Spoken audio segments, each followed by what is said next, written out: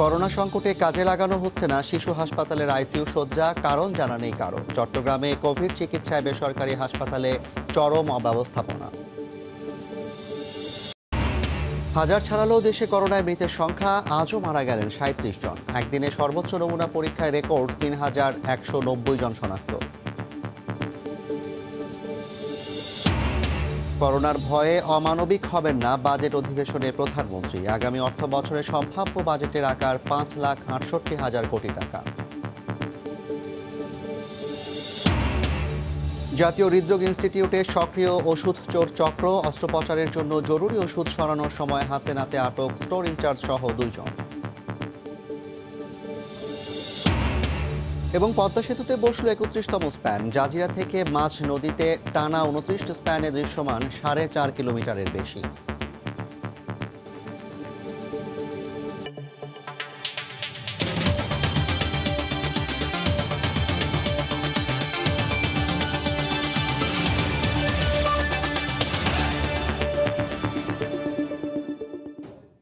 দেখছিলেন শিরোনাম। জনপদের সময়ের সঙ্গে আছি আমি জাফর সাদিক। করোনা মহামারীতে যখন আইসিইউ নিয়ে হাহাকার, তখন ৭০ কোটি টাকা ব্যয়ে প্রস্তুত ১০টি আইসিইউ শয্যা পড়ে আছে অবহেলায়। ঢাকার শিশু হাসপাতালের নিবিড় পরিচর্যা শয্যাগুলো কেন ব্যবহার উপযোগী করে তোলা হচ্ছে না, সে প্রশ্ন খোদ আইসিইউ প্রশাসনেরই। হাসপাতাল পরিচালক দিলেন নানা অজুহাত। রাশেদ লিমনের রিপোর্ট। গত বছরের শুরুর দিকে প্রায় ৭০ কোটি টাকা ব্যয়ে সমাজ কল্যাণ মন্ত্রণালয় ও শিশু হাসপাতালের যৌথ অর্থায়নে তৈরি হয় এই বর্ধিত অংশ, যেখানে রয়েছে একটি অপারেশন থিয়েটার, ৮ শয্যার পোস্ট অপারেটিভ ওয়ার্ড, ৪ শয্যার সার্জিক্যাল আইসিইউ ও ৬ শয্যার এইচডিইউ ইউনিট। এর মধ্যে ওটি ও পোস্ট অপারেটিভ ওয়ার্ডের কাজ শেষ হলেও দীর্ঘদিন ধরে থেমে আছে সার্জিক্যাল আইসিইউ ও এইচডিইউ ইউনিটের কাজ। অথচ আইসিইউ শয্যার অভাবে একের পর এক নিভে যাচ্ছে কোভিড রোগীদের প্রাণের প্রদীপ। খোদ আইসিইউ প্রধানই জানে না কি এর রহস্য। কি ধরনের আইসিইউ হচ্ছে এ সম্পর্কে আমাদের কাছে কোনো রকমের তথ্য দেওয়া হয় না এবং তথ্য নাই, কোনো কাগজপত্র আমার কাছে নেই। তদারকি তো ডেফিনেটলি, যেহেতু আমি বিভাগীয় প্রধান, এই আইসিইউটা আমিই দেখব। সো সেই হিসেবে তো অবশ্যই আমার জানার অধিকার আছে বা আমার জানা উচিত, বাট সেটা আমি জানতে পারিনি বা এনিওয়ে এখনো পর্যন্ত সেটা শুরু হয় নাই। এই করোনার সময় যদি আমরা এটাকে শুরু করতে পারতাম তাহলে কিন্তু এটা কাজে লাগতো। ৬ মাস ধরেই কাজ বন্ধ। হাসপাতাল পরিচালক তারপরও দোহাই দিলেন করোনার। এখনো যে রয়েছে, এখন এই জানালার মধ্যে রয়েছে যে করার কথা, সেই করোনা আক্রান্ত হয়ে তার মাও মারা গেছে, সে অবস্থা খারাপ, সে এখন নিউরোলজিক্যাল প্রবলেম নিয়ে বসে রয়েছে। তাহলে মানে একজনের জন্য তো থেমে থাকার কথা না, এটা টেক ওভার করে অন্যভাবে করা টরা যায় না বিকল্প? না, এখন কেমনে করবেন? এই যে জানালা আমাদের শেষ করতে পারেনি এরা। বিষয়টি খতিয়ে দেখার আশ্বাস স্বাস্থ্য অধিদপ্তরের। শিশু হাসপাতালে জি, একটা প্রজেক্ট সমাজ কল্যাণের সঙ্গে যৌথভাবে শিশু হাসপাতাল ও সমাজ কল্যাণ মন্ত্রণালয় কাজটা করতেছে। আচ্ছা, ঠিক আছে, এটা আমরা কথা বলবো কালকে। দেশে কোভিড চিকিৎসায় বরাদ্দকৃত আইসিইউ শয্যার সংখ্যা ৩৯৯টি। রাশেদ লিমন, সময় সংবাদ, ঢাকা। চট্টগ্রামে করোনা রোগীদের জন্য নতুন করে বরাদ্দ দেওয়া 3টি হাসপাতালই নানা সমস্যায় জর্জরিত। এর মধ্যে হলি ক্রিসেন্ট চালু হলেও তেমন কোনো সুবিধাই পাচ্ছেন না রোগীরা। আর বাকি দুটি কখন চালু হবে তা নিশ্চিত করে কেউ বলতে পারছেন না। আশরাফুল আলম মামুনের ক্যামেরায় বিস্তারিত জানাচ্ছেন পার্থপ্রতিম বিশ্বাস। আমরা একদম না খেয়ে উপবাস, এখানে দোকানও কিছু পাইনি।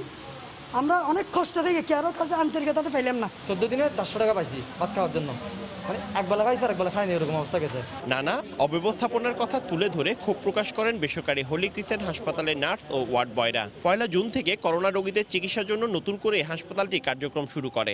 একদিকে যেমন ডাক্তার স্বল্পতা, তেমনি চতুর্থ শ্রেণীর কর্মচারীদের সংকটও প্রকট। পাশাপাশি 10টি আইসিইউ থাকলেও অক্সিজেন স্বল্পতার কারণে শুরু করা যায়নি সংকটাপন্ন রোগীদের সেবা।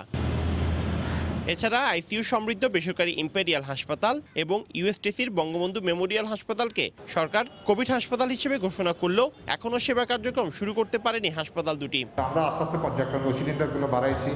আমাদের যে ম্যান পাওয়ারগুলো বিভিন্ন উপজেলা থেকে দেওয়া হয়েছে, বিভিন্ন জায়গা থেকে। আমরা রোগীদেরকে নিরাশ করে আমাদের ফিরাই দিতে হচ্ছে, কারণ আমাদের এখানে আইসিইউ আছে, কিন্তু এখনো পর্যন্ত আইসিইউ ফুল সেটআপে শুরু করার মতন জনবল, অর্থবল এখানে নেই। বিশেষজ্ঞ ডাক্তার ও জনবল সংকটের কারণে এই পরিস্থিতির সৃষ্টি হয়েছে বলে মনে করেন বিএমএ সভাপতি। আমরা সবচেয়ে বেশি যে সংকটের সম্মুখীন হচ্ছে তার মধ্যে হলো চতুর্থ শ্রেণীর স্টাফ পাওয়া যাচ্ছে না। তবে স্বাস্থ্যসেবায় ৮০% কাজ সম্পন্ন হবার দাবি সিভিল সার্জনের। চট্টগ্রামের স্বাস্থ্যসেবার জন্য মানুষকে যে প্রতিশ্রুতি দিয়েছিলাম সেগুলো প্রতিপালনে আমরা প্রতিশ্রুতিবদ্ধ এবং অলরেডি আমাদের প্রায় ৮০% কাজ সম্পন্ন হয়েছে। চট্টগ্রামে করোনায় আক্রান্ত হয়ে এখন পর্যন্ত ১০০ জনের মৃত্যু হয়েছে। পার্থপ্রতিম বিশ্বাস, সময় সংবাদ, চট্টগ্রাম। কারখানা পর্যায় থেকে চাহিদা অনুযায়ী সরবরাহ করা সত্ত্বেও শুধুমাত্র ডিলারের মজুদ এবং কৃত্রিম সংকটের কারণে অক্সিজেন সিলিন্ডারের দাম কয়েক গুণ বেড়েছে। চট্টগ্রামে সরবরাহকারী প্রতিষ্ঠান তদারকিতে এসে এসব তথ্য পেয়েছে নির্বাহী ম্যাজিস্ট্রেট। সাক্ষাৎ রিপোর্ট ক্যামেরায় বিস্তারিত জানাচ্ছেন কমল দে। করোনা রোগীর সংখ্যা বাড়তে থাকায় বেড়েছে অক্সিজেন সিলিন্ডারের চাহিদা। এই সুযোগকে কাজে লাগিয়ে ফায়দা লুটছে সিন্ডিকেট চক্র। ১২ থেকে ১৬,০০০ টাকার অক্সিজেন সিলিন্ডারের দাম রাখা হচ্ছে ৩০,০০০ টাকার বেশি। এই অবস্থায় বুধবার সকালে অক্সিজেন সিলিন্ডার সরবরাহকারী প্রতিষ্ঠান তদারকিতে আসেন নির্বাহী ম্যাজিস্ট্রেট। এতে বের হয়ে আসে অক্সিজেন সিন্ডিকেটের চাঞ্চল্যকর তথ্য। বাইরের যে প্রতিষ্ঠানগুলো আছে, বেসরকারি প্রতিষ্ঠান যারা ইন্ডাস্ট্রিয়াল অক্সিজেন প্রস্তুত করে, সেটা কোয়ালিটি বা কমপ্লায়েন্স মেনটেন না করে সেগুলো রিফিল করছে এবং সেগুলো চড়া দামে ক্রেতাদের কাছে বিক্রি করছে। প্রতিদিনের চাহিদা অনুযায়ী ৩৫০ ছোট এবং ৩০০ বড় সাইজের অক্সিজেন ভর্তি সিলিন্ডার সরবরাহ করা হচ্ছে। প্রেসক্রিপশন অনুযায়ী দেওয়া হয় এইসব অক্সিজেন। অক্সিজেন সিলিন্ডার সরবরাহকারী প্রতিষ্ঠানের দাবি, বর্তমানে অক্সিজেনের কোনো সংকট নেই, শুধুমাত্র একটি অংশ অপ্রয়োজনীয়ভাবে বাসায় মজুত করেছে অক্সিজেন সিলিন্ডার, আরেকটি অংশ কৃত্রিম সংকট সৃষ্টি করে বাজারে তার দাম বাড়িয়েছে। সরবরাহকারীর পক্ষ থেকে কোনো দাম বাড়ানো হয়নি বলে দাবি করা হয়েছে। তবে মাঠের চিত্র পুরো ভিন্ন, অনেকগুলো পাওয়া যাচ্ছে না অক্সিজেন সিলিন্ডার। সাপ্লাই দিতে পারছে না বিধায় ওনারা গ্যাসটা রিফিল করে আমরা নিয়ে যেতে পারছি না, যার জন্য আমাদের খুব কষ্ট হয়ে যাচ্ছে এখন। চট্টগ্রামে বর্তমানে ৩,০০০-এর বেশি করোনা রোগীর পাশাপাশি আরও কয়েক হাজার শ্বাসকষ্টের রোগী রয়েছেন যাদের অক্সিজেনের প্রয়োজন। কমল দে, সময় সংবাদ, চট্টগ্রাম। দেশে করোনায় মৃতের সংখ্যা ১,০০০ ছাড়িয়েছে। গেল ২৪ ঘন্টায় মারা গেলেন আরও ৩৭ জন। একদিনের সর্বোচ্চ নমুনা পরীক্ষায় রেকর্ড ৩,১৯০ জন শনাক্ত হয়েছেন। দুপুরে স্বাস্থ্য অধিদপ্তরের নিয়মিত বুলেটিনে এ তথ্য জানানো হয়। এ সময় মাস্ক ব্যবহার এবং হাত ধোয়ার ওপর আবারও গুরুত্ব দেওয়া হয়। দেশে করোনা হানা দেওয়ার ৩ মাস পেরিয়ে চতুর্থ মাসে এসে ১,০০০ ছাড়ালো মৃতের সংখ্যা। আগের দিনের সংখ্যার রেকর্ড ভাঙছে, শনাক্ত আর মৃতের পাল্লা ভারী হচ্ছে প্রতিদিন। বুধবার নিয়মিত কার্যক্রমের অংশ হিসেবে বুলেটিন প্রচার করে স্বাস্থ্য অধিদপ্তর। ১৫,৯৬৫ জনের নমুনা পরীক্ষায় কোভিড-১৯-এর অস্তিত্ব পাওয়া যায় ৩,১৯০ জনের দেহে। এদিন মারা যাওয়া ৩৭ জন সহ মোট মৃত্যু ১,০১২ জন গিয়ে দাঁড়ায়। গত ২৪ ঘন্টায় মৃত্যুবরণ করেছেন ৩৭ জন। এ পর্যন্ত ১,০১২ জন। শনাক্ত বিবেচনায় মৃত্যুর হার ১.৩৫%। ঢাকা বিভাগের ২৫ জন, চট্টগ্রাম বিভাগে ৭ জন, রাজশাহী বিভাগে ১ জন, সিলেট বিভাগে ১ জন, বরিশাল বিভাগে ২ জন, ময়মনসিংহ বিভাগে ১ জন মৃত্যুবরণ করেছেন। ঘরের বাইরে বের হলে অবশ্যই মাস্ক পরার উপর গুরুত্ব দিল স্বাস্থ্য অধিদপ্তর। অবশ্যই বাইরে আসলে মাস্ক ব্যবহার করতে হবে এবং বারবার সাবান পানি দিয়ে হাত ধোয়া, সামাজিক দূরত্ব বজায় রাখা, এই সবগুলি হলো নিজেকে সুরক্ষিত রাখার জন্য প্রধান অবলম্বন। গত ২৪ ঘন্টায় এ ভাইরাস থেকে সুস্থ হয়েছেন ৫৬৩ জন সহ এ পর্যন্ত মোট ১৫,৮১৯ জন। তোহা খান তামিম, সময় সংবাদ, ঢাকা। করোনা পরিস্থিতি নিয়ে স্বাস্থ্য অধিদপ্তরের আজকের বুলেটিন বিশ্লেষণ করেছেন রিপোর্টার আফজাল হোসেন। ৯৫তম দিনে এসে আমরা দেখছি যে দেশে করোনায় মৃতের সংখ্যা ১,০০০ ছাড়িয়েছে এবং আক্রান্তের সংখ্যা প্রায় কিন্তু ৭৫,০০০। আমরা যদি শুরুতেই আজকের দিনের বাংলাদেশের করোনার সার্বিক চিত্র যদি দেখি তাহলে দেখতে পাবো যে আজকে মোট নমুনা পরীক্ষা করা হয়েছে ১৫,৯৬৫টি। ৩,১৯০ জনের দেহে করোনা ভাইরাস শনাক্ত হয়েছে। সবশেষ ২৪ ঘন্টায় মারা গেছেন ৩৭ জন। এ নিয়ে মোট মৃতের সংখ্যা দাঁড়িয়েছে ১,০১২ জনে। সবশেষ ২৪ ঘন্টায় সুস্থতার খবর যেটি আমরা দেখছি যে ৫৬৩ জন সুস্থ হয়েছেন। এ নিয়ে মোট সুস্থ হলেন ১৫,৮৯৯ জন। ৮ই মার্চ প্রথম করোনা রোগী শনাক্ত হয়েছিল।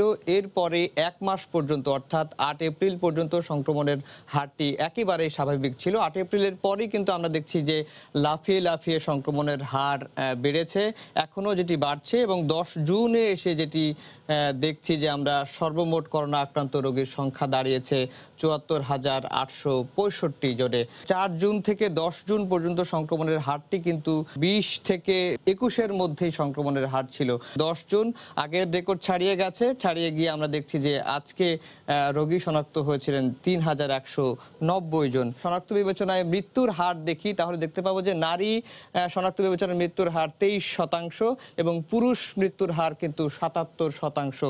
এর মধ্যে সবচেয়ে বেশি মারা গেছেন হচ্ছে 51 থেকে 60 বছর বয়সী ব্যক্তি, তারা হচ্ছেন 29.62%। স্বাস্থ্য অধিদপ্তর বারবারই বলছেন যে নিজে সচেতন হতে হবে, নিজে সচেতন থাকলে পরিবার পরিজনকে সচেতন করলেই কেবলমাত্র করোনার যে সংক্রমণ সেটি থেকে আমাদের মুক্তি মিলবে।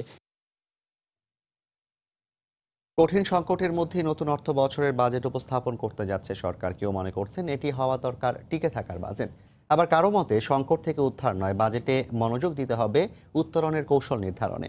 যদিও সরকারের বাজেট ভাবনায় প্রাধান্য পাচ্ছে বিনিয়োগ ও কর্মসংস্থান ইস্যুই। জুবায়ের ফয়সালের রিপোর্ট। আই নাই লকডাউনের পর কোনো আইটাই কিছু নাই। আজহার মিয়া 4 বছর ধরে তুরাগের বুকে চলমান বৈঠার উপর টিকে আছে তার 5 জনের সংসার। করোনাকালীন দীর্ঘ সময়ে আয় নেমেছে শূন্যে, জমানো পুঁজি শেষে এখন একেবারেই নিঃস্ব। করোনা ঝড়ে দেশ জুড়ে কর্মহীন বহু মানুষ, অর্থনীতির সূচকে সূচকে ছন্দপতন।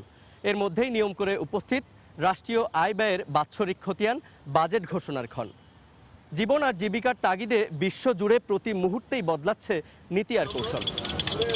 এই দুর্যোগে সচ্ছল জনগোষ্ঠীর লড়াই করার রসদ থাকলেও প্রান্তিক মানুষগুলো অনেকটাই অসহায়। এমন বাস্তবতায় দেশের সর্বস্তরের মানুষের চাওয়া বাজেট হোক শিক্ষা, স্বাস্থ্য সুরক্ষা আর কর্মসংস্থান নিশ্চিতের চাবিকাঠি। দাবি উঠেছে সরকারি নীতির ধারাবাহিকতা, অর্থ ব্যয়ের স্বচ্ছতা, শ্রমিক স্বার্থ সুরক্ষা আর কৃষি পণ্যের ন্যায্য মূল্য নিশ্চিতেরও। যারা ধনী, যারা বড় লোক, ওরা তো 2-4 মাস খাওয়ার মতন টাকা সবসময় থাকে। এমপ্লয়মেন্ট করার ক্ষেত্র সরকার তৈরি করেছে, এই ক্ষেত্রগুলো শেষ হলেই কিন্তু আমাদের যে গ্যাপটা এই 6 মাস বা 4 মাসে তৈরি হয়েছে ঘুচে যাবে। রপ্তানি আদেশ অনেক বাতিল হওয়ার পরও কিন্তু আমরা এখনো কোনো শ্রমিক ছাঁটাই করিনি। শিল্প, স্বাস্থ্য সহ কৃষি খাতগুলো আছে সেগুলোকে অগ্রাধিকার দিয়ে আসলে বাজেট তৈরি করা উচিত। তবে প্রচলিত বাজার ব্যবস্থাকে সক্রিয় রেখেই বিনিয়োগ ও কর্মসংস্থান বৃদ্ধিতে জোর দিচ্ছেন পরিকল্পনা মন্ত্রী। করোনার চাপের মধ্যে আমরা এটা করছি, আমরা একানে সারা বিশ্বই করছে। এই বাজেটের বিশেষত্ব এটাই হবে, ব্যয়ের পুনর্বিন্যাসের প্রয়োজন হবে। বৃহস্পতিবার জাতীয় সংসদে 2020-21 অর্থ বছরের বাজেট উপস্থাপন করবেন অর্থমন্ত্রী, যার সম্ভাব্য আকার হতে পারে 5,68,000 কোটি টাকা। জুবায়ের ফয়সাল, সময় সংবাদ, ঢাকা। করোনা ভাইরাসের প্রাদুর্ভাব মোকাবিলা করে পদ্মা সেতুর জাজিরা প্রান্তের শেষ স্প্যানটি বসল আজ। 31তম স্প্যান বসানোর মধ্য দিয়ে সেতুর মাঝ নদীর সাথে সংযোগ ঘটল জাজিরার। ফলে জাজিরা থেকে মাঝ নদী পর্যন্ত একসাথে দৃশ্যমান এখন টানা 29টা স্প্যান। সব মিলে সেতু দৃশ্যমান 4,600 মিটার। এরপর থেকে বাকি সব স্প্যান বসবে মাওয়া প্রান্তে। সাইফুল ইসলামের ছবিতে এহসান জুয়েলের রিপোর্ট। অনেক দূর থেকে তাকালে মনে হয় সরু চুলের মতো লম্বা একটা রেখা নদীর উপর এপাশ থেকে ওপাশ চলে গেছে। মধ্যখানে শুধু একটা স্প্যানের বিরতি। জাজিরা পারে টানা বসানো আছে 16টি স্প্যান। মাঝের একটি বিরতির পর মাঝ নদীতে আবারও টানা বসানো আছে 12টি। এবার মাঝেরটি বসানোর পালা। বুধবার সকাল 9টায় মাওয়ার ইয়ার্ড থেকে স্প্যান নিয়ে 3.5 কিলোমিটার দূরত্বে রওনা দেয় ক্রেন, কিন্তু বাধা হয়ে দাঁড়ায় নদীর তীব্র স্রোত। মূল নদীতে স্রোতের বাধা পেরোনোর পর আবারও ট্রেন আটকে যায় নদীর তলদেশে পলির কারণে। ঘণ্টা দেড়েকের চেষ্টায় আবারও শুরু হয় কাজ। দুপুর 1টা নাগাদ স্প্যান নিয়ে আসা যায় নির্ধারিত পিলারের কাছে। শুরু হয় বসানোর তৎপরতা। সাম্প্রতিক সময়ে অন্য স্প্যানগুলো বসাতে 2 দিন করে সময় নেওয়া হলেও দিনে দিনেই বসিয়ে ফেলার চেষ্টা করা হয় 31তম স্প্যানটি। স্বাস্থ্যবিধি মেনে ইয়ার্ড থেকে নিয়ে এসে পিলারের উপর তুলতে সব মিলে সময় লাগে 7 ঘন্টার বেশি। 31তম স্প্যানটি স্থাপনের মধ্য দিয়ে সেতু 4,650 মিটার দৃশ্যমান, আর বাকি থাকলো 10টি স্প্যান। এই স্প্যানটির ফলে এখন জাজিরা শেষ পিলারটি থেকে শুরু করে মাওয়ার দিকে টানা 29টি স্প্যান দৃশ্যমান করা হলো। মাওয়া প্রান্তে বসানো আছে মাত্র 2টি। বর্ষা এখনো শুরু হয়নি, তবে পদ্মার প্রবল স্রোত তার অস্তিত্ব জানান দিতে শুরু করেছে। 31তম স্প্যানটি বসানোর মধ্য দিয়ে জাজিরা প্রান্ত থেকে মাঝ নদী পর্যন্ত স্প্যান বসানোর কাজ শেষ। তবে মাওয়া প্রান্তে যে 10টি স্প্যান বাকি আছে, চলতি বছরের মধ্যে সেগুলো বসাতে হবে প্রবল ওই স্রোতের সঙ্গে পাল্লা দিয়েই। এহসান জুয়েল, সময় সংবাদ, জাজিরা, শরীয়তপুর। জনপদের সময় আরও থাকছে। রংপুর অঞ্চলে 1 দশকের মধ্যে ধানের দামের রেকর্ড, সংকটের মধ্যেও লাভের মুখ দেখায় খুশি কৃষক। সরকারের পদক্ষেপের প্রভাব বলছে কৃষি বিভাগ।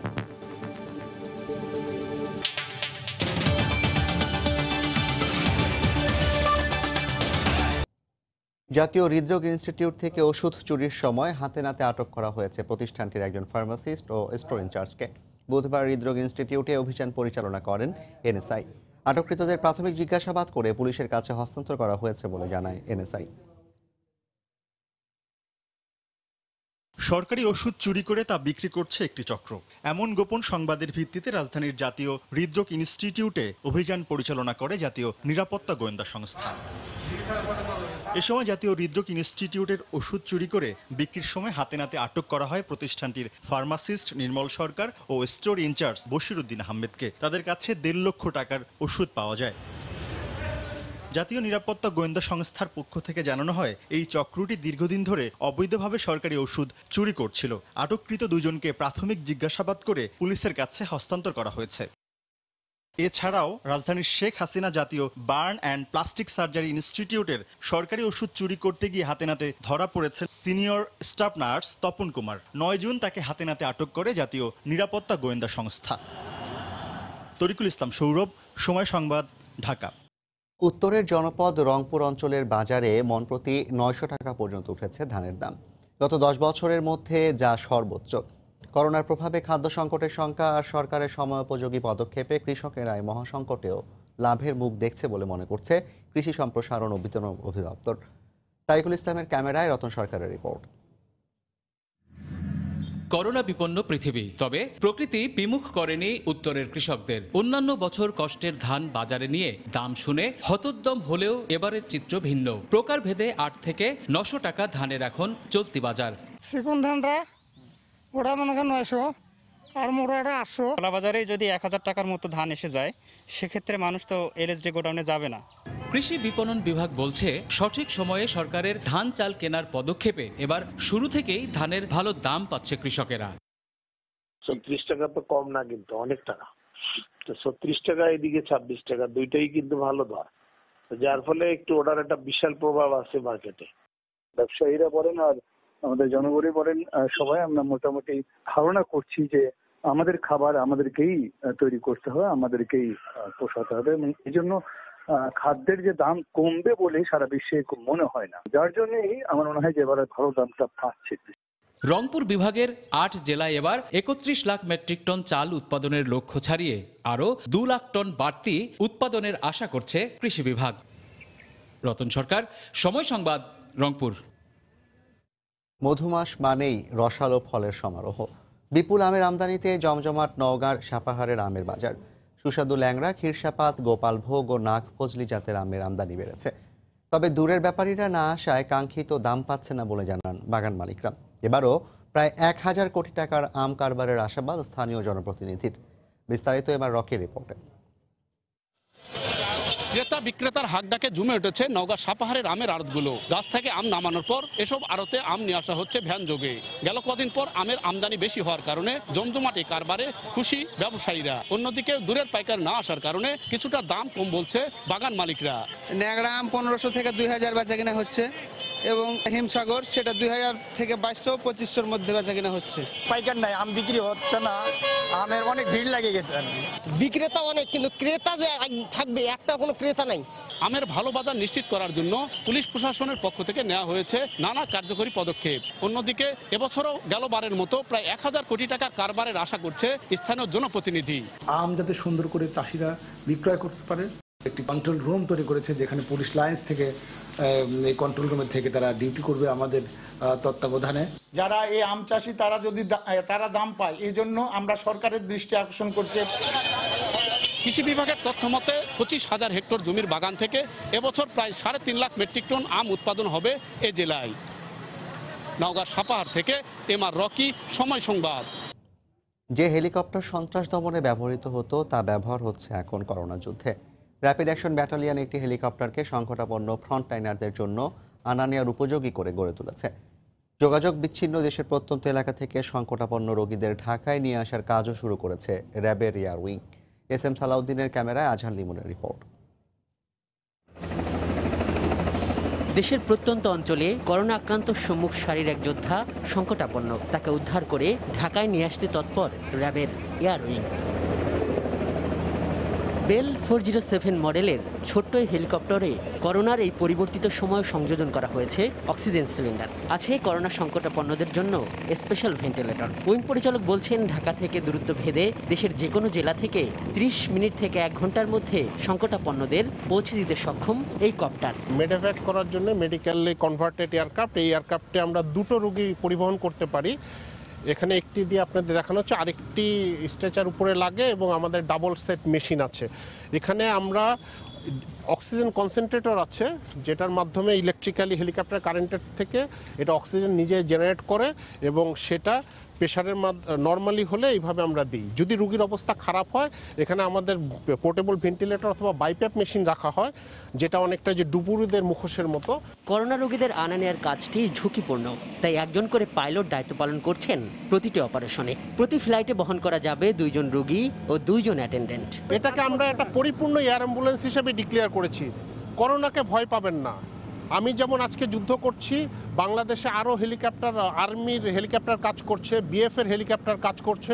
ইনশাআল্লাহ দেশের প্রত্যন্ত কোনো অঞ্চলে কোনো ফ্রন্ট ফাইটারকে বিনা চিকিৎসায় মারা যেতে আমরা দিব না। এরই মধ্যে সংকটাপন্ন 3 জন রোগীকে ঢাকায় আনার কাজ করছে র্যাবের এয়ার উইংয়ের ছোট্ট এই কপ্টারটি। মানুষ মানুষের জন্য, কিন্তু মহামারীর এই পরিবর্তিত সময়ে যেন অনেক কিছুই ফিকে হয়ে গেছে। ভয়, শঙ্কায় কিংবা অজ্ঞতায় যখন মানুষ হিসেবে মানুষের দায়িত্ব না পালন করার খবর আসছে, তখন র্যাপিড অ্যাকশন ব্যাটালিয়নের এই প্রয়াস নিশ্চয়ই মানবতার বিচারে ভিন্ন গুরুত্ব বহন করে। আজহার লিমন, সময় সংবাদ, ঢাকা। মাদারীপুরে 1 মিনিটের বাজারের মাধ্যমে অসহায় মানুষের মাঝে ত্রাণ সহায়তা দিয়েছে সেনাবাহিনী। সকালে রাজৈর উপজেলার কেজেএস সরকারি পাইলট উচ্চ বিদ্যালয় মাঠে এ বাজারের আয়োজন করা হয়। নিরাপদ দূরত্ব বজায় রেখে হিজড়া বেদে সম্প্রদায় এবং মালিসহ অসহায় হতদরিদ্র 500 পরিবারকে দেওয়া হয়েছে ত্রাণ সহায়তা। করোনা পরিস্থিতিতে কর্মহীনদের মাঝে বাংলাদেশ সেনাবাহিনীর উদ্যোগে চাল, ডাল, তেল ও লবণ সহ খাদ্য সামগ্রী বিতরণ করা হয়। ব্রাহ্মণবাড়িয়ার নাসিরনগরে ঝড়ে ক্ষতিগ্রস্ত 1.5 শতাধিক মানুষকে খাদ্য সহায়তা দিয়েছে বেসরকারি একটি উন্নয়ন সংস্থা। দুপুরে সদরের শহীদ মিনার চত্বরে উপজেলা নির্বাহী কর্মকর্তা নাজমা আশরাফির উপস্থিতিতে এ ত্রাণ বিতরণ করেন সংস্থাটির জোনাল ম্যানেজার রফিকুল ইসলাম। এ সময় ঝড়ে ক্ষতিগ্রস্ত 1.5 শতাধিক মানুষের হাতে তুলে দেওয়া হয় চাল, ডাল ও আলু সহ বিভিন্ন নিত্য প্রয়োজনীয় খাদ্য সামগ্রী। জানিয়ে দিচ্ছি জনপদের সময়ের শিরোনামগুলো। করোনা সংকটে কাজে লাগানো হচ্ছে না শিশু হাসপাতালের আইসিইউ শয্যা, কারণ জানা নেই কারো। চট্টগ্রামে কোভিড চিকিৎসায় বেসরকারি হাসপাতালে চরম অব্যবস্থাপনা। হাজার ছাড়ালো দেশে করোনায় মৃতের সংখ্যা, আজও মারা গেলেন 37 জন। একদিনে সর্বোচ্চ নমুনা পরীক্ষায় রেকর্ড 3190 জন শনাক্ত। করোনার ভয়ে অমানবিক হবেন না, বাজেট অধিবেশনে প্রধানমন্ত্রী। আগামী অর্থ বছরে সম্ভাব্য বাজেটের আকার 5,68,000 কোটি টাকা। জাতীয় হৃদরোগ ইনস্টিটিউটের সক্রিয় ওষুধ চোর চক্র, অস্ত্রোপচারের জন্য জরুরি ওষুধ সরানোর সময় হাতে নাতে আটক স্টোর ইনচার্জ সহ 2 জন। এবং পদ্মা সেতুতে বসল 31তম স্প্যান, জাজিরা থেকে মাঝ নদীতে টানা 29টি স্প্যানে দৃশ্যমান 4.5 কিলোমিটারের বেশি।